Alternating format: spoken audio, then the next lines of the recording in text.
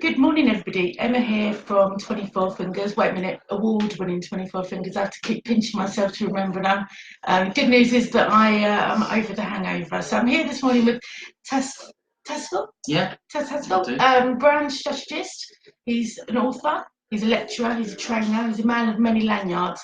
And so he's going to be sharing how brands can share their story more effectively. Good morning, Tas. Morning, Emma. All right. I am okay. So shall we kick off with what's your favourite word? Can I go with two? Okay. I'll go with... Break the rules, I like this, rebel. The first one. Okay. The first one is actually in the second book, because I'm interested in how language affects how we see the world. Yeah. And I was looking at this stuff and I came across this Finnish word called poronkusema, which probably most people out here won't know much about. The reason I found it interesting is it's a Finnish or Sami word used by Lapland owners of reindeer. Right. And it refers to the distance a reindeer can travel before it needs a pee. Okay. Because apparently reindeer can't walk and pee at the same time, so they have to stop. So given the nature of the terrain, it's really important you know how long your reindeer can go. Know thy distance. Know thy distance. So I just thought it was quite an interesting measure of distance. Okay. So I thought maybe it's like the equivalent of a lap. Lapland. Yeah, see what you did there. So I just thought that was quite an interesting word, and it's not one of those words that come up that often. The other word that I like is I as well as doing stories, I originally did Latin, Greek, and ancient history. So Lulu, are you listening? Yeah, okay. I'm a big fan of etymology in words and language. So there's a great word which was invented to describe the idea that something is actually nothing. It's like a trifle. It's rubbish, and it is floxinausi nihilipilification. Can't even say it, but it sounds impressive. So that's one of my favourite words. And every so often, when I just feel a little bit bored of conversation, I'll just try and drop that in insert it to see how it goes. That's a new challenge. Okay, so what gets you up in the morning? Snoring is one answer. For you or your wife? I can't comment, especially if she's not on Facebook, so that's okay. Normally, I've always been a morning person, so for me, I just love mornings. I just like that time where it's all quiet, nothing's happening. Most of my children, and certainly my wife, are not morning people. So when I'm writing presentations or books or stuff, I always try and get up really early and just use those 3 hours. Excellent. What do you truly, honestly think of social? I know we were chatting before, but... For me, as someone that's interested in storytelling, I'm not going to go to either extreme. I don't think it's the answer to everything. Yeah. I also don't think it's Dante's Inferno. I think as a storyteller, they were chatting about this before, for me, storytelling is how humans communicate. Since we've been able to speak, or even before then, we have different ways of doing that. So for me, social media is just a modern version of the campfire. Facebook, Twitter, it's just people sitting around, sharing stories, anecdotes. I talk an awful lot in storytelling about gossip. Human beings have always learned to share information through gossip. And I think social media is that. It's not really a value judgment. Is it good? Is it bad? As in anything, yeah, it can be both. Great. Kindles or books? I'm going to come over as a little bit traditional here. I do like paper. Yeah, 100%. There's a guy called Douglas Rushkoff who is a sort of theorist, and he talked about a generation of kids he called screenagers. And I like that word. Yeah. And I've got one of them. Exactly, I own several of those. They're not even screenagers anymore. They're over 21 now. But there's something about a feel of a book. I have no problem with Kindle. I have no problems with digital stuff. But I like the idea of owning and touching and feeling. Agreed. What do you think is the biggest challenge to your industry right now? Well, given that I don't operate in one industry, I operate in lots. So advertising, marketing, lecturing and training. I think one of the big problems I find, and I was just doing a training session yesterday, is I have another word. I like inventing words as well. Arithmocracy. I think our society is living in an arithmocracy. It's obsession with numbers, KPIs, metrics, measurements, big data. Now, again, I've got no problems with big data. I've got no problems with algorithms and machine learning.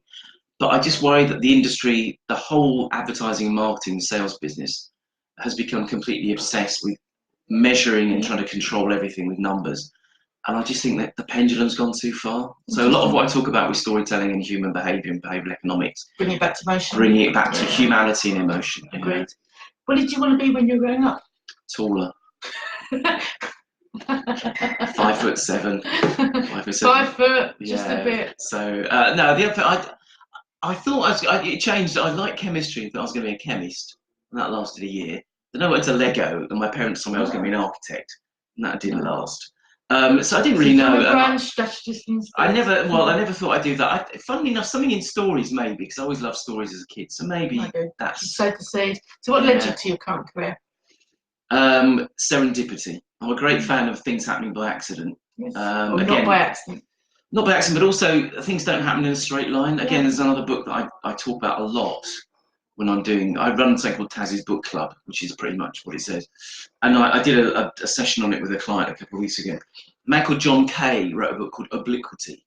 And he says, most of our things that we actually strive for, they're not going to happen if you go from in a straight line. Interesting. They happen obliquely or indirectly. So if you say, I want to be happy or I want to be successful, you probably won't. But if you end up doing things which make you feel good, you might get to happiness and success.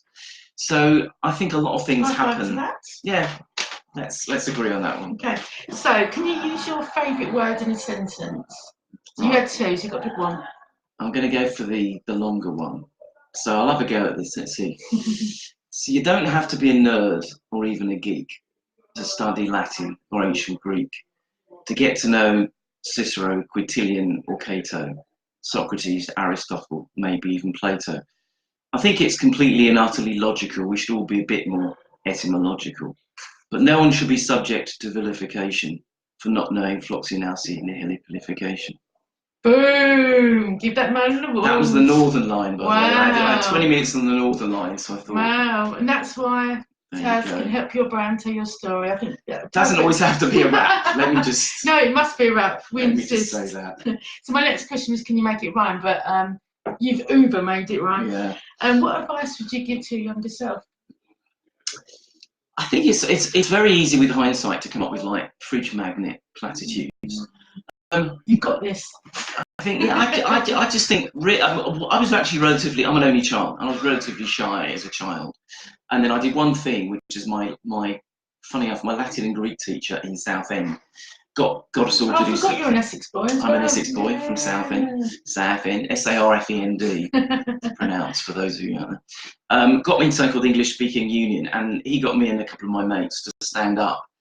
And my friend Mark did a talk. Craig did the vote of thanks, and I did the chair, and it was brilliant because it just gave me a huge amount of confidence. Yeah. And since then, that was a real turning point. But up till then, I was really shy. So I think just perhaps being a little bit more confident. Yeah, I think, do you know, that's a common thing that whenever I interview people, they say, yeah, believe in yourself a little bit more when you're younger. I forgot you're from Essex. That's why we Essex people flock together. Yes. Yeah. So what's the best thing anyone's ever done for you? I think somebody at work actually told me a long time ago when I was a planner.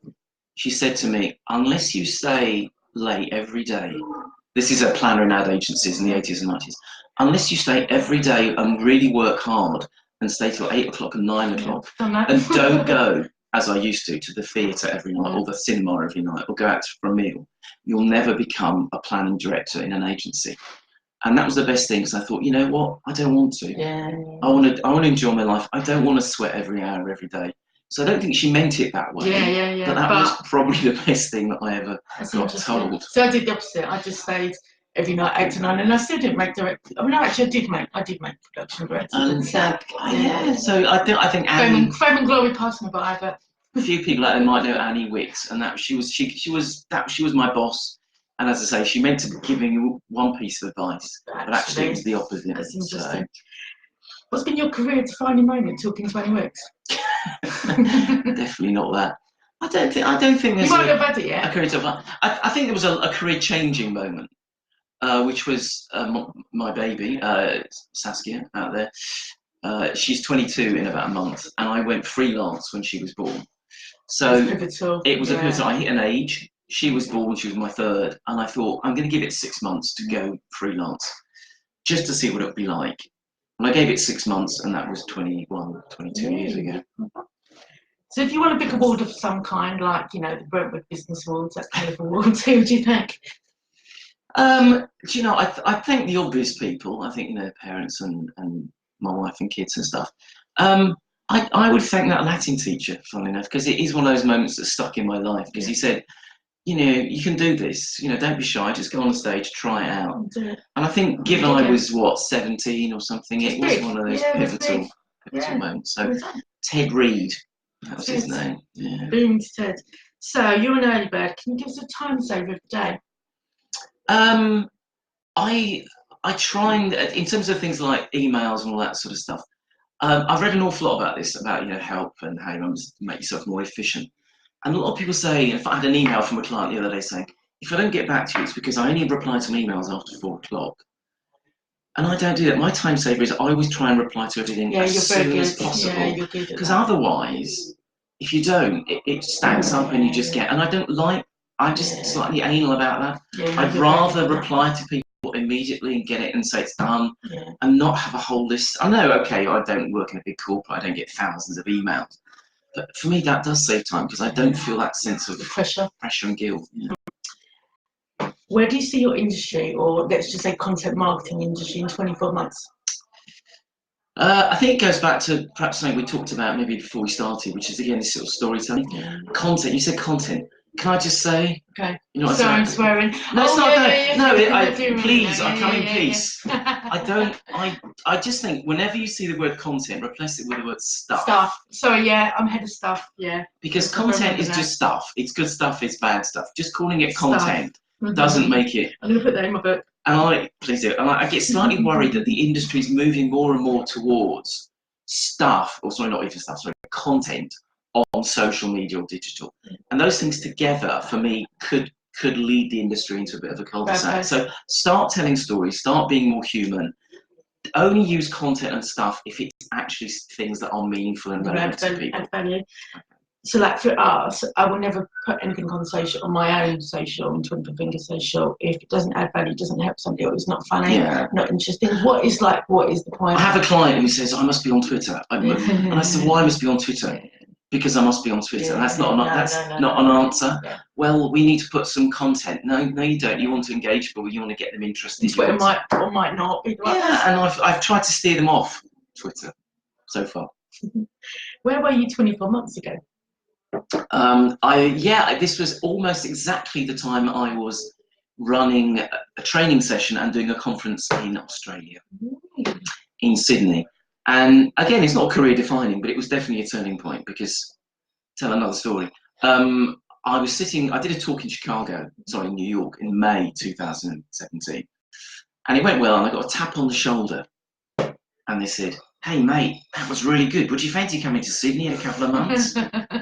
And I'd never been to Australia, and my wife and I were planning in January to go for a long holiday in Australia. So she tapped me on the shoulder and said, do you want to come to Australia? I said, yeah. So I did this talk, did this conference, and I said at the end of it, look, I'm coming back on holiday if anyone wants any training. And I got 8 days of training. Yeah. So we had a 5.5 week You're winning all over the shop. You had a holiday, got a conference. Brilliant. So we ended up having 7 weeks in Australia in January. But again, 2 years ago, that was a fab moment. So what's an interesting fact about you and your company? I can't believe there's not an interest. I mean, you've got thousands, I'm sure. The fact about my company is just me and my wife, so the company's not interesting. Interesting fact. I always steer clear of telling the Derren Brown story. Okay. But there's a Derren Brown story. I'm intrigued already. Which was about quite a few years ago. I had to do a presentation for an agency, wanted to do a new business pitch. So I did a thing called the Hidden Shopper, which is again about behavioural economics, system 1, all the unconscious reasons why we choose what we choose, buy what we buy, shop where we shop. And they said, look, this is quite interesting. Do you want to do the talk? And we'll have a big client event at some nice posh hotel in Hyde Park. Sounds awful. I would hate every minute. Terrible, every second of it. And then they said, look, we think of turning it into a proper event and having some entertainment. And they said, well, actually, as you're talking about, you know, the hidden reasons we do things, who would you recommend that we get as entertainment? And I said, well, I don't know, about this bloke Derren Brown, because he was quite big. My son was a member of the Magic Circle, and you, his PA, and that sort of stuff. So they said, all right, we'll get him along. So I do my thing on the evening, and then after I do my talk, Derren Brown comes on. But before he comes down, I say to my wife, look, he's here. Get Zach, my son, who's about 12. He's a big fan. Tell him to come now to Hyde Park. Don't tell him why. So it's a surprise. Bring Zach now. Get on the tube. So half an hour, 40 minutes later, my wife comes down with Zach. Zach says, "What have you done? Are you bringing me to watch you do a talk? Choose that. What could you do that's even more embarrassing?" So I said, "No, don't worry." And then downstairs comes Coops, who's his PA. Zach goes, "I know you, you're Coops." He says, "Yeah, how are you, Zach?" Zach's going, "What's going on here?" And then 5 minutes later, Darren Brown comes down, says to Zach, "How are you?" And I gather you're a fan. Gives him like an Ace of Spades cards and signs it. Zach goes and pretends to be a member of the sound team and watches Darren Brown's act. Amazing. And then after that, I'm feeling obviously good dad. And then after the act, Darren Brown comes down, has a chat and says, "That's nice meeting you. Yeah, better than the, can I say wankers? The wankers I usually meet at these events." And the next morning, he says to me, "It's really lovely meeting you. Why don't you meet for dinner?" I'm going, "Yeah, okay." So the next morning, my wife and Zach saying, kids saying, "How's that?" "Oh, yeah, it's great. He says he's going to send me an email. And I go, yeah. In my inbox, 9:30. "Lovely to meet you. Come and let's have dinner." And we did. We did have dinner. So that's not bad. So I've dined out on that story. Yeah. Sorry, See what really. you did. Dined out on that story for a while. Very good. Just stop telling it. No, I don't. We have some stories. Who would you have a 24-minute Skype chat if you could, living or dead? Probably, it's going to be a classical thing. Alexander the Great. Actually, I was a huge, because I studied all this stuff and I'd still tell stories. I'm just fascinated by some of these great sort of classical writers, thinkers. And okay, he was actually quite, a tyrannical guy, destroyed large parts of Asia.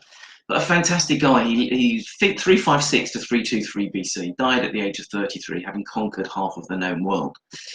And like David. Like you do, as you do. In fact, when I got to 33, I thought, God, what have I done? I haven't conquered anywhere. But I just think, because also as a historian, there are so many things that we don't know about him. There are histories about him that are very biased. Some people hated him, some people. And it'd be great to find out from these sort of fantastic people from the past, what were your motivations? What did you think you were doing? What did you think your legacy? So, yeah, that would be my choice. I remember being a kid and being at somewhere like Butlins, and my dad forcing me on stage to tell a joke, and I had nothing. But an Alexander the Great joke came to me, and I bombed on stage. But Alexander the Great joke? That's quite a niche. I have to remember it, but it was something about Alexander the Great, and something like that. But I've erased it from my memory because it was that traumatic. What's one word you'd like people to describe you with? Undescribable. No, I think trying to pin it down in one word is a bit tough. I mean, funny enough, you talk about jokes. One of the things that I'm fascinated by, obsessed with, and there's a lot in all the books actually, is I'm obsessed with humour. I'm obsessed with studying it. I've done a couple of bits of sort of stand-up. And it's the most terrifying thing I've ever done. But I do talk. As I found with my Alexander the Great. As you just discovered. So I talk an awful lot about insight, and I sometimes say that insight is a bit like humour, so like a punchline of a gag. So two fish in a tank. One says to the other, "How do you drive this thing?" Yeah, someone else told me that the other day. That's not what you meant to say. You meant to say that was funny, but okay. Yeah. So for me, insight, which I teach a lot of people about, train about, is that sense when you get a punchline, you go, "Oh, I see." So it's not like that. You see it differently. So I think when I'm training or lecturing, I try and bring in some sort of humour and fun, because I think sometimes training, lecturing, particularly in this sort of content world, can be very serious and rather dry. And I have to say, if anybody's ever been to our training workshops with the Brentwood Chamber of Commerce, you will find that there's humour galore. It's very jovial and very relaxed. So because that is how you learn. That's how some people, kids at school learn. They learn not just by being informed, but by being entertained. Exactly. And we're very entertaining, Kathy and I. Now, would you mind taking a selfie for us? So I can see that later. Yeah.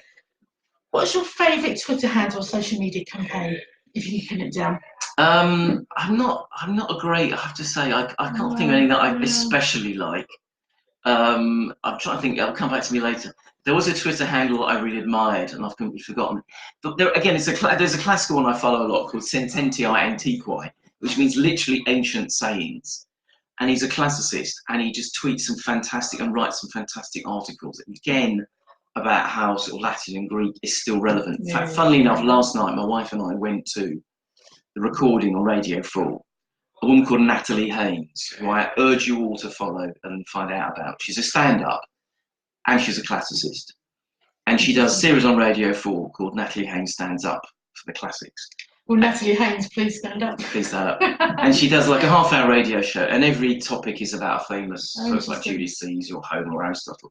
And it's a combination of very, very learned and very interesting, and also very funny. And again, I like the fact that you can take something that perhaps people don't think very much about and make it funny and make it interesting and make it relevant. 100%. So what's one quote that defines your work ethic? Again, I'm going to try and steer clear of, there's one fridge magnet. Because I probably use, on average, 50, 100 quotes every sort of training session. There's loads of them. One I like a lot, which is about writing. Because having written books and writing all sorts of other stuff and training about how to present and write, E.M. Forster, who wrote Howard's End, a famous English writer, novelist and thinker, he has a saying, it's basically saying that when novelists write, they don't just write, oh right, I'm going to write this book, I've got this idea, I'm going to... They write and they write and they write again, and as they write, the idea unfolds. And his quote is, "How do I know what I think until I see what I say?" Interesting. And usually when I say that, I ask for everyone in the room just to pause, because it's beautifully, it's very elegant, it's not common, there's no big words in it. How do I know what I think until I see what I say? So when I work with a lot of companies, particularly like research companies, who've got oodles of data, and I say, don't just stick all the data up. See what you think about it and start wondering and thinking about what it means, because otherwise it's just a load of charts and a load of numbers. So. Very good. So what's been the best part of your day so far? This, obviously. Cool. Because that never gets boring every time I hear that. No, I mean, so far, it's early in the morning. Yeah, of course. What else? My daughter has started work, so she's very interested in all the new things about working, so having a chat with her about all the exciting things she's doing today. Excellent. Talking to my middle son about his broken arm. Again, that was quite exciting. But I think, there's all sorts of things happening today, so hopefully it'll be quite varied. Very good. And finally, anything to plug, how can we help you? Just what we like to do at 24 Fingers. Okay, well, I've done 2 books. The first one is the storytelling book, which is pretty much what it says. So it's a thin book about how we can write, present, talk about brands more effectively using storytelling. The second one was called the Inspiratorium, which is really about what is insight, what is inspiration. And again, it's full of stories and anecdotes, again, which hopefully get your brain thinking slightly more naturally. And the new one, which is coming out hopefully early next year, is called Incitations, as in insights. So again, it's about inciting ways of thinking. And it's lots of quotes and anecdotes and stories and expressions and words I've liked.